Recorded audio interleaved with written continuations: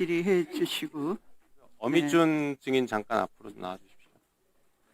문지석 증인은 바로 그 근처에 잠깐만 계십시오. 어미준 증인 먼저 질문하고. 아니, 문지석 증인을 해야 되는데 듣고 하려고 같이 하는 거예요.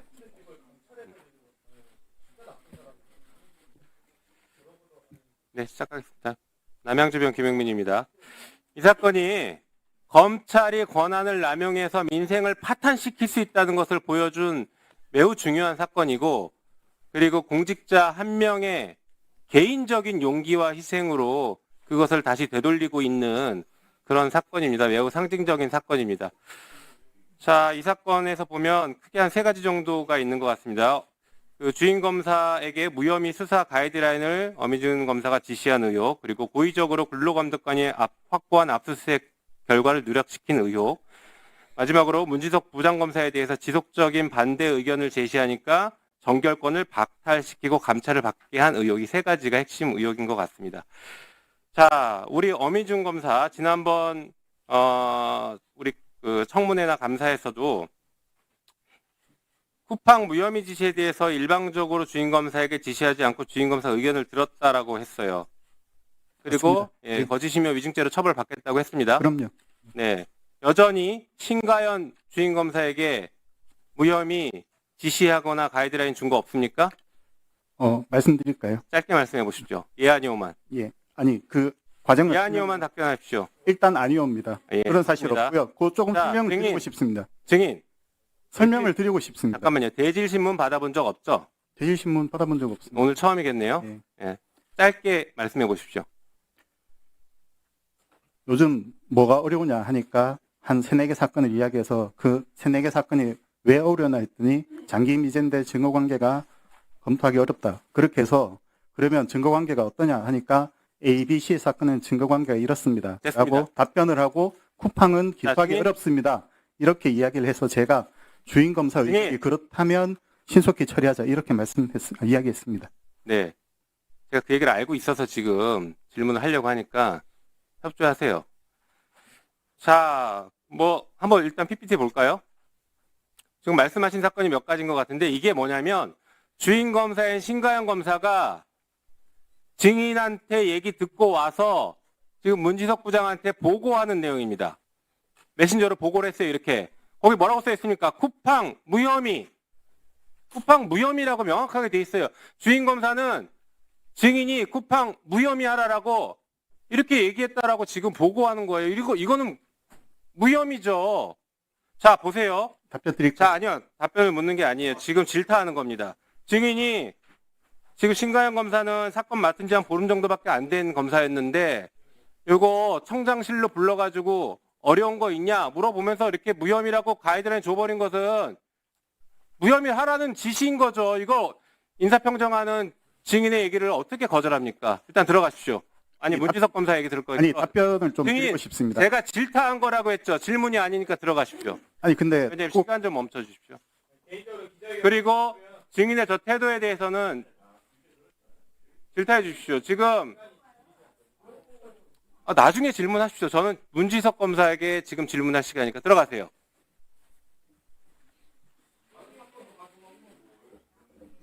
네.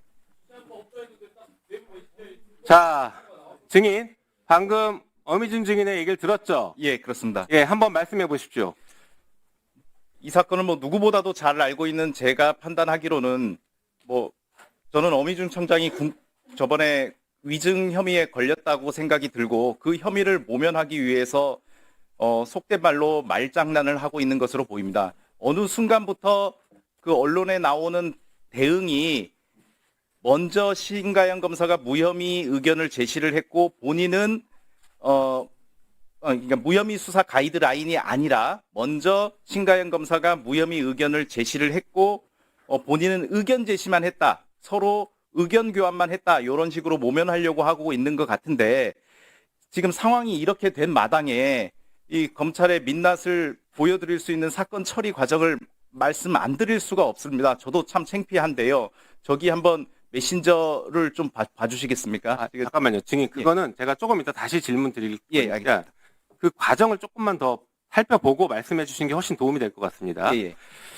자, 그러면 어미준 검사가, 아니, 일단 증인은 지금 신가영 검사가 쿠팡 무혐의라고 저렇게 보고했을 때, 아, 이거는 청장이 쿠팡 무혐의 하라고 지시했구나라고 이해한 것이죠? 아니, 그럼요. 그렇기 때문에 저는 요거를 출력해서 어느 부장, 어느 차장이 이걸 출력해서 저 업무 일지에 껴서 요 사건 결제 올라오면은 저도 참고를 해야 되는 것이죠. 그러니까 저한테도 가이드라인이 되는 것이고 상당히 부적절하다고 판단하고 있었습니다. 그렇죠. 자, 어미준 검사는 이 쿠팡 사건을 언제 알게 됐고, 알게 되고 나서 어떤 반응을 보였는지 잠깐 말씀해 주십시오.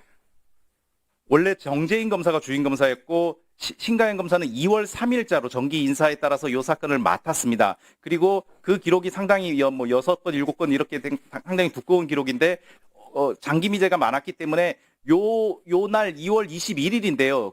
이날 가기 전에 명예훼손 재기수사 명령 사건 하나, 그리고 저기 나오는 공직자, 지금 제가 안 보이는 공직자 이해충돌법 위반 구약식 청장 결재까지 가는 이 두 사건을 먼저 처리한 상태였습니다. 예. 네. 자, 그때, 아니, 이게, MBC에서 노동청 압수수색 영장 집행 보도가 나오니까, 예. 청장실에서 어미중 청장이 지금 증인에게 화내고 막 했었던 거 있지 예, 않습니까? 그렇습니다. 그 얘기를 잠깐 해주십시오. 예. 최초 특사경의 압수수색 영장은 작년 9월 13일 날 정재인 검사한테 신청서가 들어왔습니다. 그러면 주임 검사는 필요성을 판단해서 서명하고 청구를 하는 거죠. 그러면 당연히 부장 정결로 고무인지 찍어왔고, 저는 이걸 딱 보고서 아, 이거 차장이 무혐의 명백한 사안이라고 했지만은 그 필요 사유를 읽어보니까 그렇다면 쿠팡 말이 맞는지, 이게 근로 퇴직 기소할 수 있는 사안인지 요 취업규칙 관련 서류만 확보를 하면은 쉽게 진실을 파악할 수 있겠다라고 해서 결재를 했습니다. 9월 13일이고 그게 집행이 된 게 9월 26일입니다. 그때까지는 이 사건이 언론 보도도 되지 않았던 것이고요. 작년 10월 10일 날 고용노동부 국감을 앞두고 10월 8일부터 10월 9일은 한글날이었고 10월 8일부터 보도가 나오기 시작했고 저희는 그 보도를 지켜보고 있었는데 10월 11일 날 이제 뒤늦게 압수수색을 했다, 집행했다라는 보도가 나오고 그날 9시 반 회의 때 저를 질책한 것이죠. 그때 청장은 정결권도 박탈시킨 거죠. 예, 그렇습니다. 전체 회의를 하고 차장으로부터 이런 얘기를 듣습니다. 이거는 전국청에서 다 무혐의 하는 사건입니다. 저는 결재한 사실 없습니다. 라고 하니까 저한테 청장은 3부장 도대체 혐의 유무 제대로 검토하고 청구한 것이냐, 이렇게 발부까지 된 사안을 이렇게 저한테 민망을 그런 모욕을 줬고, 바로 그날 오후에 차장이 공공수사 정결권 박탈한다는 내용으로 통보를 했고, 전화로 해가지고 통보를 했는데 제가 그 정결권이라는 게 1부터 10까지 되게 다양한데 어디 선에서 제 정결권이 박탈됐는지 모르는 상황이었고, 공식적으로는 10월 14일 날 전국청에 유포가 됐던 그 공공수사 정결권 상향하겠다, 박탈한다는 그런 취지의 문서는 10월 14일 날, 즉 이 사건 압수수색 영장을 제 정결로 처리한 문제 때문에 공공수사 정결권이 박탈됐습니다. 공공수사, 공안 사건 정결권이 다 박탈됐습니다. 그렇게 하십시오. 네.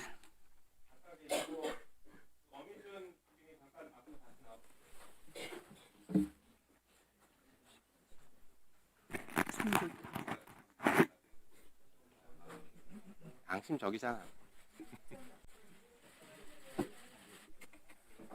자, 어미준 증인, 이 사건이 불거진 이후에 신가영 검사랑 따로 연락한 적 있어요, 없어요?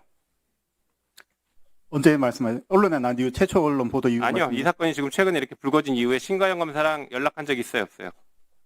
언론 보도 대행으로 한 2번 정도 통화했습니다. 예, 통화해서 무슨 얘기했어요? 이거 오보 아니냐, 오보인 것 같다. 그렇게 해서 제가 또 가이드라인 줬어요? 아닙니다. 네, 됐습니다. 들어가십시오. 보셨죠? 들으셨죠? 이게 검찰의 민낯입니다. 자, 문지석 검사. 예. 지금 또 어미준 검사와 신가영 검사가 통화하면서 이게 또 말 맞추고 있는 건 아닐까 싶은데 거기에 대한 의구심이 드는데 그거 조금 이따 한번 얘기해 보시고 그 전에 자, 그 쿠팡 사건 관련해서 대검 그 보고서를 작성하잖아요. 예. 그 전후로 신가영 검사로부터 어미준 검사가 방금 말씀드린 것처럼 무혐의 하라고 지시했다라는 이런 구체적인 얘기를 좀 들은 거 있어요. 아까 저 메신저 말고.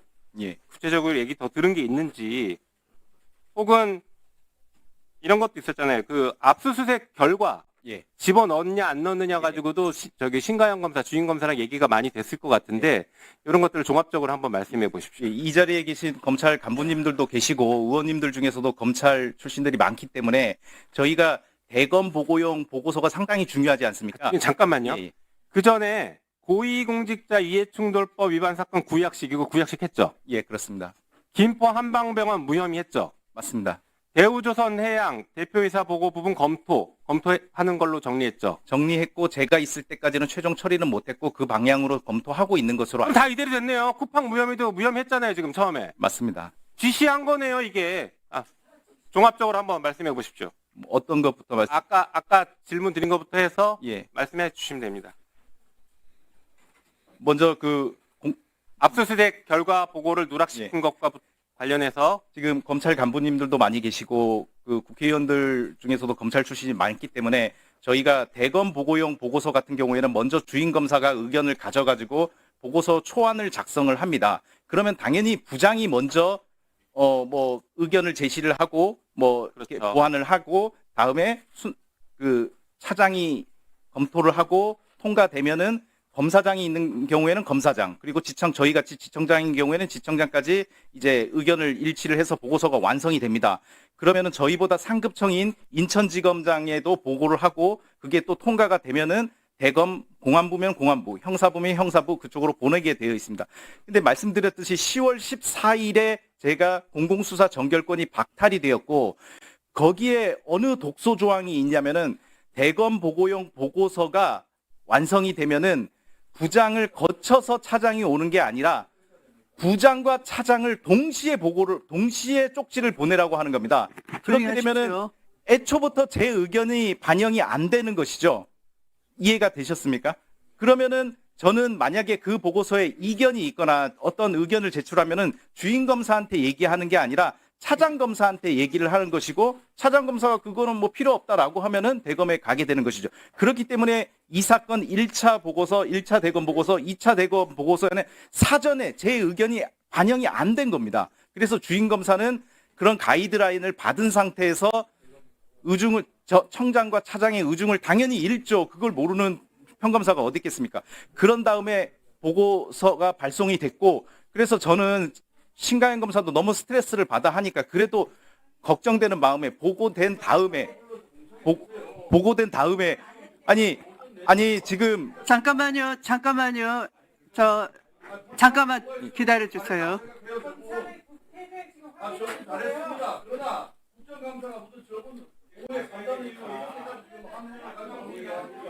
자, 위원님들, 김용민 위원님께서 주질의를 마치 다 할애를 하셨고 또 보충 질의 시간도 당겨서 지금 3분을 쓰신 상태에서 지금 그 증인이 자, 위원장이 말을 이어나갈 수가 없네요. 워낙 신동우 의원님이 큰 소리로 고함을 지르다시피 하니까 위원장 말이 자꾸 끊깁니다. 진행이 안 됩니다. 조용히 해주세요. 왜 의사 진행을 방해하십니까? 조용히 좀 하십시오. 계속 고성으로 뜯으시면 진행이 안 됩니다. 질의를 할 수가 없습니다. 그만하시라고요. 조용히 하세요. 그동안 그렇게 나쁜 자, 위원님들도 질의 시간 내에 질의를 하셨고 답변자가 시간이 경과하는 경우에 제가 어느 정도 다 감안을 해드렸습니다. 왜냐하면 짧은 시간에 답변자가 답변을 다 할 수가 없기 때문에 네, 답변자로 나오신 문지석 증인께서는 그냥 이 장소는 소란스러워도 이 마이크 음성은 국민들께서 다 들으실 수가 있기 때문에 여기에 신경 쓰지 마시고 차분하게 하실 말씀을 해주시기 바랍니다. 제가 말씀드리겠습니다, 그냥 위원장님. 하시면 됩니다. 10월 14일 날 정결권이 박탈되기 때문에 사전에 제 의견을 제시는 못했고 사후에 대검에 발송된 이후에 신가영 검사를 불러서 그래 네가 되게 신가영 검사는 되게 스마트하고 되게 똑똑한 친구입니다. 그래서 되게 똑똑해서 어떤 결론을 내렸겠죠. 고충이 있게 결론을 내렸는데 그래도 최소한 노동청에서 확수한 압수수색 결과는 넣었어야 되지 않느냐. 그것 때문에 전국청에서 제가 정결권도 박탈당하고 이런 상황인데 그거는 좀 넣고 어떤 결론을 내리는 게 맞지 않느냐. 맞는 그렇게 그냥 얘기를 신경 쓰지 했는데 마시고 그냥 쭉 진술하세요. 그때 어미준 청장의 그냥 말씀하시면 돼요. 신가영 검사가 되게 곤란한 표정을 지으면서 청장님이 빼라고 하셨습니다. 이거 1차 보고서 끝났을 때도 이렇게 들었고 2차 보고서도 이렇게 들었습니다. 1차 보고서 끝나가지고 저는 너무 심각하다고 생각이 들어가지고 저도 주변에 변호인한테 이런 상황이다. 이거 어떻게 하면 좋겠냐. 너무 무섭다 내가. 이런 얘기를 하니까 그 변호인은 그 증거가 중요하니까 녹음을 해라 했는데 부장 입장에서 차마 데리고 있는 평검사가 말하는 내용을 어떻게 녹음을 시키겠습니까? 녹음을 하겠습니까? 이게 나중에 밝혀진다 손 치더라도 제 명예가 추락이 되는 것이고 그래서 녹음은 차마 안 했거든요. 그런데 전국의 어느 평검사에 차장과 부장이 이 사건에서 의견이 대립하고 있는 상황이고 부장이 영장을 청구했다는 이유만으로 정결권이 박탈이 됐는데 그 부장은 그리고 계속 그 압수수색 결과를 대검 보고서에 포함해야 된다고 주장하는 것을 주임검사도 잘 아는 그런 상황인데 주임검사 마음대로 본인의 판단에 그렇게 뺄 수 있는 사람은 전국청의 평검사 중에 없을 것입니다. 그 부분은 지금 여기 계시는 간부님들도 다 동의하실 겁니다. 만약에 제가 신가영 검사한테 그런 이야기를 청장님 지시로 청장님이 빼라고 하셨습니다. 요 두 번 들었거든요. 요 두 번을 들은 사실이 없는데도 지금 국민들 앞에서 제가 이 자리에서 거짓말을 하고 있다라고 판단하신다면은 이 자리에서 저를 위증으로 구속영장을 청구해도 저는 실질심사 포기하겠습니다. 네. 다음에 그 수사 가이드라 잠깐만요. 1분만 위원장님 자, 보충 질의 시간을 당겨서 쓰시겠다고 하니까 위원장이 허락을 한 것입니다. 조심해 예. 주세요. 지금 그냥 말씀하시면 됩니다. 그 수사 가이드라인이 잠깐만 증인 제가 질문할게요. 지금 소란스럽더라도 신경 쓰지 말고 들어보세요. 어미준 증인은 뭐라고 했냐면 그 문지석 부장이 대검에 별도로 청에서 보낸 의견서 말고 별도로 개별 보고서 보내면 된다. 그러니 문지석 부장의 보고서까지 같이 들어갔으니 대검이 판단하는데 문제 없다 이렇게 얘기하는데 그거 거짓말이죠? 거짓말입니다. 그 얘기를 해주십시오. 그 얘기 한번 해주세요. 예. 자, 진술해 주시면 됩니다. 예. 지금 자, 나경원 의원님 어미준 청장이 목소리가 너무 크십니다. 4월 18일 날 제가 여러 번 의견을 제시를 했고 4월 18일 날에는 차장한테 쪽지로 너무 부당합니다 해서 제 의견을 5장짜리로 전달을 했고 그거를 대검 담당자한테 보냈기 때문에 자기는 허위 보고가 아니다라는 그런 얘기를 하고 있는데요. 이것도 검사 게시판에 올렸습니다. 저는 그 대응을 하지 않은 게 오늘 국민들 앞에서 설명드리려고 그거를 공개를 안 했는데 제가 5월 29일 회의에 내용을 청장과 차장하고 대화를 녹음을 했습니다. 그때. 그러니까 저도 그때 어떤 얘기를 했냐면은 청장은 저에게 막 따지면서 4월 18일 본인은 부장 의견서를 그대로 대검에 전달했다. 차장님 전달하셨죠? 이렇게 얘기를 합니다. 그러니까 차장은 그때 이런 얘기를 합니다.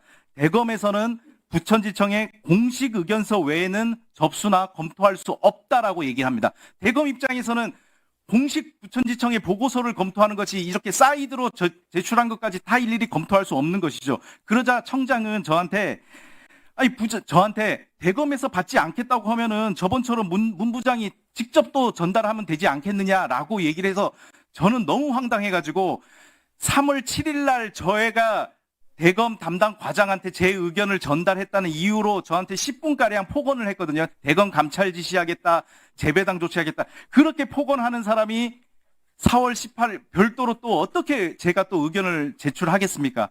안 그래도 지금 완전히 바보가 되고 지금 제 의견이 하나도 반영이 되지 않는 상황에서 별도로 제시를 해라. 그러니까 지금 어미준 청장은 4월 18일 날 제 의견서를 대검에 보낸 것만 지금 언론에 얘기하고 있는데 대검 담당자가 접수 검토할 수 없다라는 그 회신은 숨기고 있는 것이죠. 맞습니다.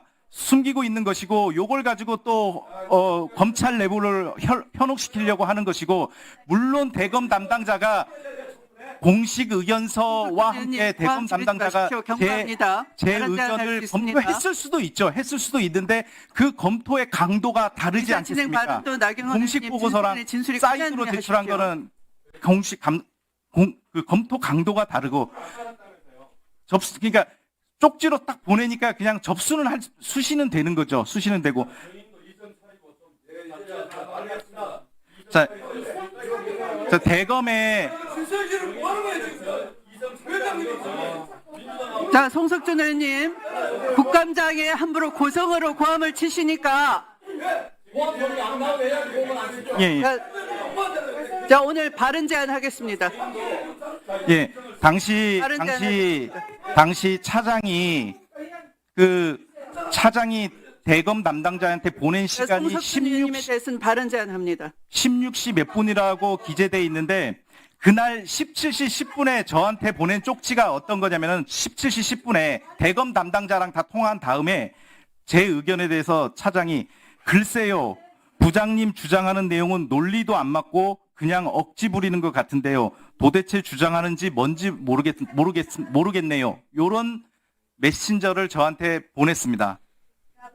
이렇게 보낸 사람이 대검에 제 의견이 제대로 전달이 됐을지도 의문이고 대검 담당자가 제가 제 의견을 받은 제 의견에 대해서 접수할 수 없고 검토할 수 없다. 대검 담당자 입장에서는 당연히 이견이 있다면 공식 의견서에 넣어달라는 취지입니다.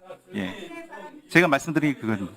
다 정리가 됐습니까? 네, 증인 수고하셨습니다.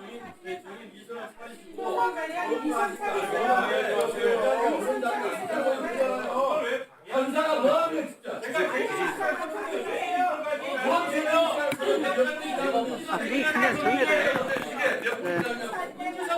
네, 소란 행위로 인해서 더 이상 나경원 위원님과 송석준 의원님의 고성과 의사진행 방해로 인하여 더 이상 회의 진행을 할 수가 없으므로 잠시 중지를 하겠습니다. 감사 중지를 선포합니다.